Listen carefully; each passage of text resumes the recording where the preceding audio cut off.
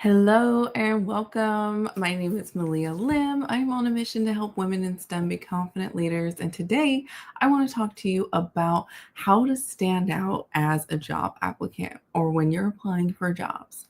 So nowadays, the job market is super tough. You have to network, you have to get referrals, you have to really do a little bit extra more than just applying. And I'm actually having a masterclass next month on this. So if you need more help, the link is in the description. But I don't want to talk about the networking piece of it today because that's the new baseline, right? Like everybody kind of understands they need to network, they need to get referrals, they need to kind of get their foot through the door in more ways than just the application. And if that's news to you, make sure you sign up for the masterclass, or if you need help with that and giving out scripts, exact positions you need to be networking with, who you need to be asking questions of, what questions to ask, how to use their answers in your negotiations and making sure that you stand out as an applicant, all of that good stuff.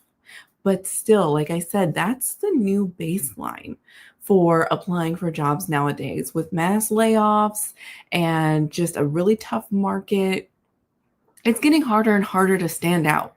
My mentor, she also does a lot of recruiting, and they're saying they're getting almost thousands, like hundreds, if not 1,000 applications for job positions. And just making it through the AI screening process, they're still seeing hundreds of applications that actually make it to their desk. And so you need to be networking, you need to get your foot in through the door, but how do we still, yes, we're in a digital age, and using LinkedIn and getting on Zoom and all of those things are great, but like, how do you still stand out? And so today I want to share with you 3 stories that I think will help kind of demonstrate this out of the box thinking that I want you to kind of start adopting. And it's not for everybody. I will just preface that. It's not going to be for everybody, especially women in STEM and technical. We tend to be a little more introverted, a little shyer. So this might feel really uncomfortable. But if you've ever just really felt like, I want this job and I'm willing to do whatever it takes to get it, then this is definitely the video for you. Okay, so if you're not already subscribed to my channel, subscribe, share with a few friends that you know are on the job hunt. And even if you're not on the job hunt, you should be. Like, we always should have a plan B, C, and D, because this job market is volatile. Like, they're doing mass layoffs all the time. You always want to start planting those seeds before you need them. So, anywho. My first story is about the follow-up. Okay.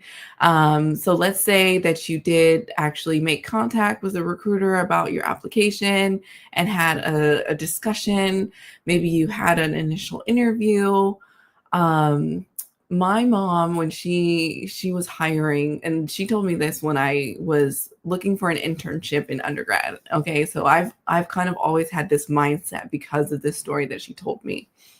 But she told me that one day she was hiring for an assistant and she was really busy because that's why she wanted an assistant, somebody to help her.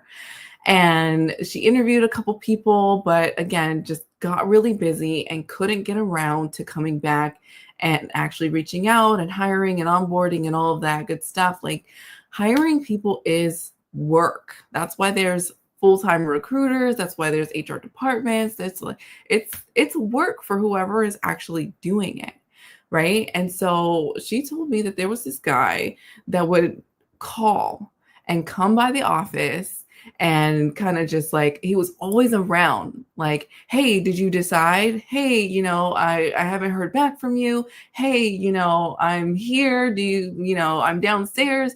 And she at first was a little bit annoyed because she was like, dude, I haven't made a decision. I haven't called anybody. Like, I need some time to get around to it.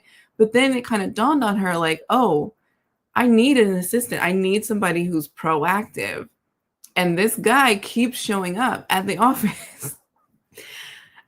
Yes, sit at the desk, start right now, basically, is ultimately what ended up happening because she's like, yeah, this is the type of characteristic I need. I need somebody who is a go-getter, who I don't have to tell them or call them, or they're not waiting for my instruction because of how busy she was at the time. She was like, I need somebody who will just do it on their own. And so him constantly showing up, constantly following up, constantly being on the top of her mind made it obvious to her that he was the person for the job. Even though she had liked another applicant more, him constantly following up, constantly showing up was the ultimate factor in him getting the position. So that left an impression on me as a young professional. And so that leads me to story number 2, which is how I got my first job at Chevron.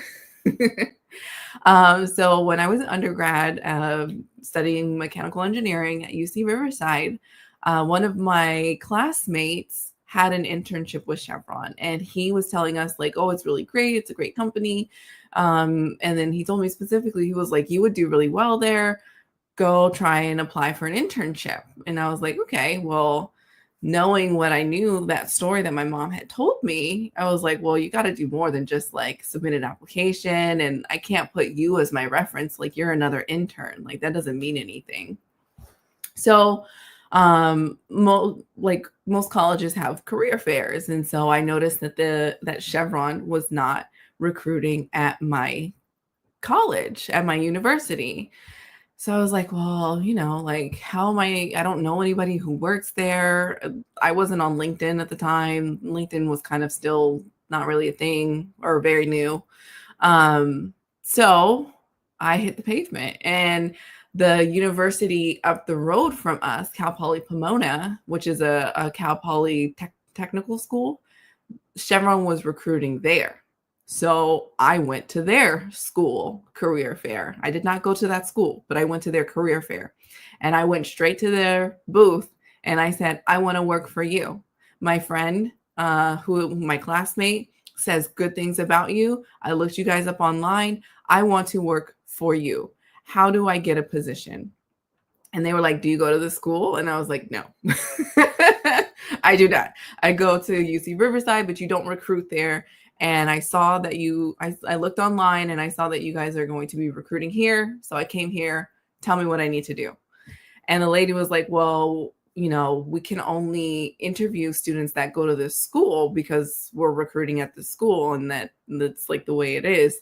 So she was like, well, are you going to be at the NSBE conference, the National Society of Black Engineers, in like the next month? And I was like, yes, I am. As a matter of fact, I'm on the regional board and I'm actually planning that conference. So yeah, I will be there, and I will be organizing you all as vendors. I will be meeting with you the day before to make sure you guys are set up. She was like, perfect. That's amazing. So she was like, okay, well, apply online and then email this email, and we will set you up with an interview at that conference. Long story short, I started my career at Chevron, right? I went to a whole different school. I went straight up to them. I was like, I know I want to work for you, and I'm here in your face. No, I don't belong here. Just like the guy who applied for my mom's position technically didn't belong in their lobby, but he kept showing up. I'm here. I'm showing up. What do I got to do to get in?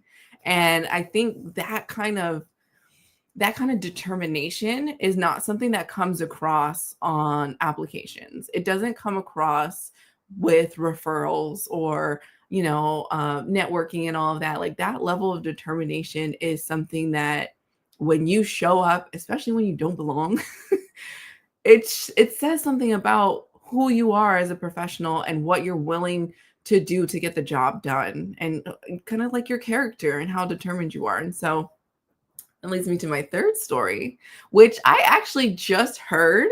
So it's another one of my mom's stories. When I spoke at USC, my mom attended, and then at the networking lunch, she was sitting at the table, and we were sitting with other engineering students, and they were asking us questions. And she shared this story.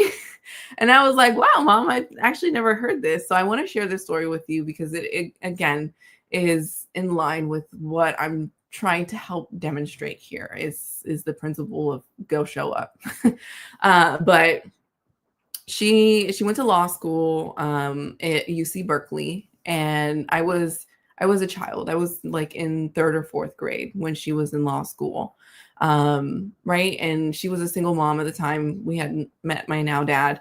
And so it was tough. Law school was tough to begin with, plus with a rambunctious little girl like me, even tougher. And so a lot of law firms will offer internships to students, but they're usually unpaid. Engineers, we're lucky. We usually get paid internships, but a lot of other industries don't pay. And so she was getting offers for unpaid internships, but she had a child. She needed to like pay for school, pay for food, pay for housing. She's not living in the dorms. It's a different situation when you have a family to take care of, right? And so she needed it to be a paid internship. And so she applied for some, but wasn't selected. But she found out where they were going to be doing interviews for it.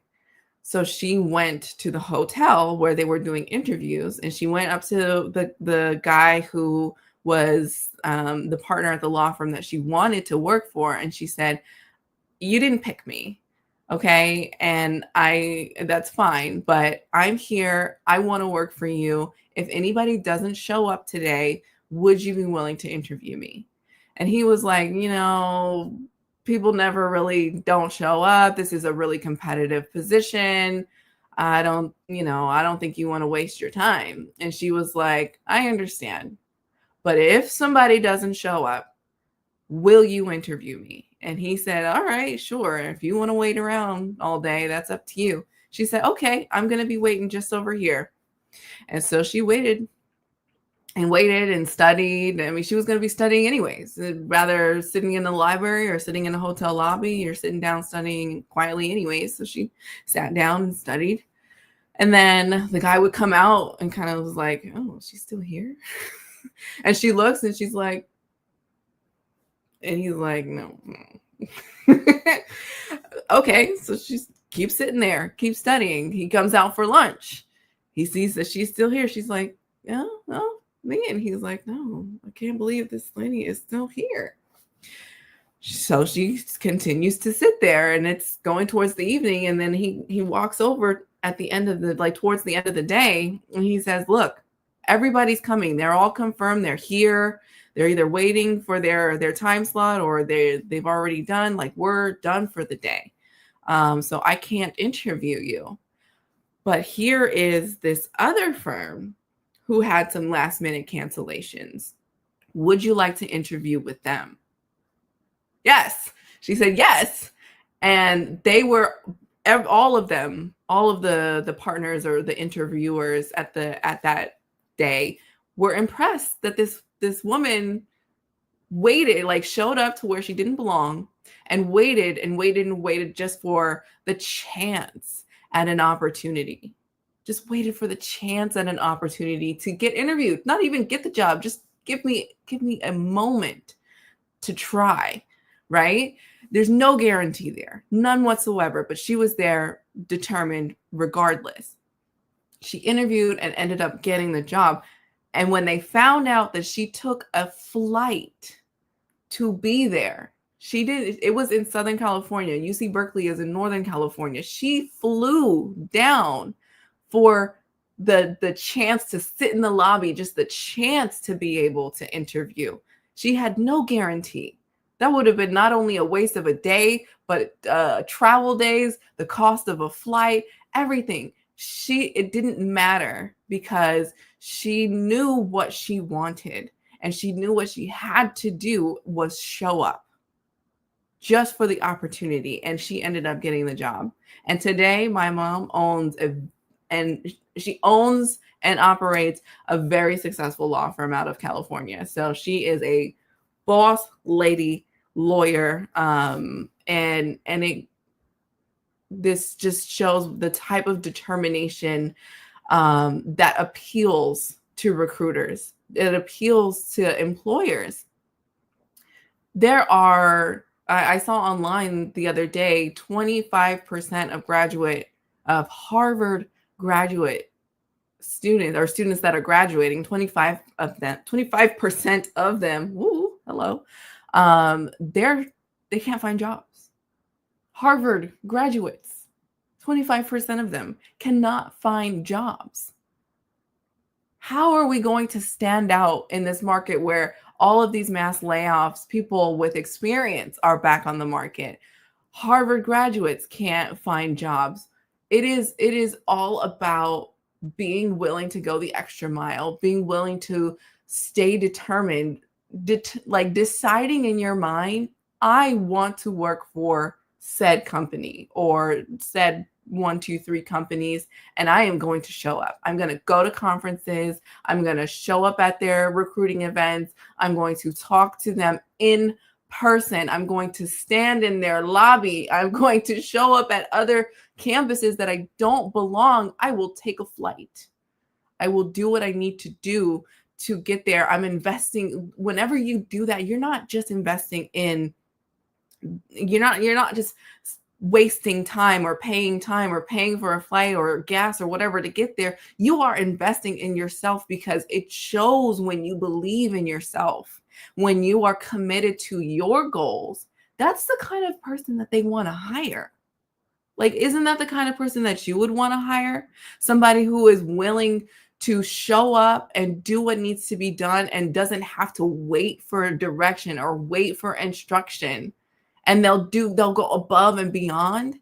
It speaks to your character. It speaks to who you are as a professional and the type of person that you are.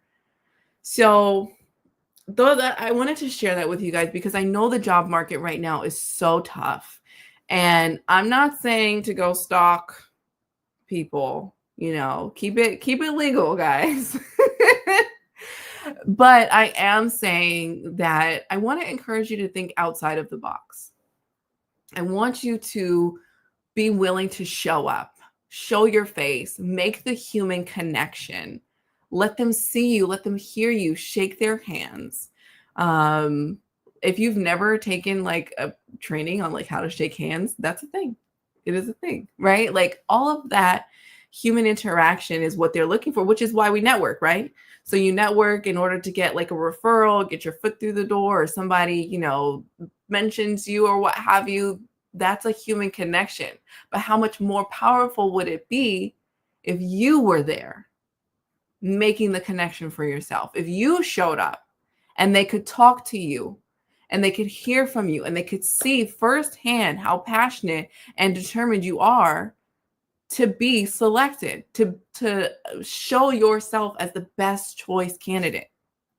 So, anywho, that's my rant for today. I hope you enjoyed. If this has helped you, if this has encouraged you, I want you to not only subscribe to my channel, but I want you to share this video with 2 or 3 people, right? Like, let's do this together. Let's make sure that we are all working towards our goals. I believe that it is very possible to have amazing careers that you love. I love my career. Look at all my hard hats.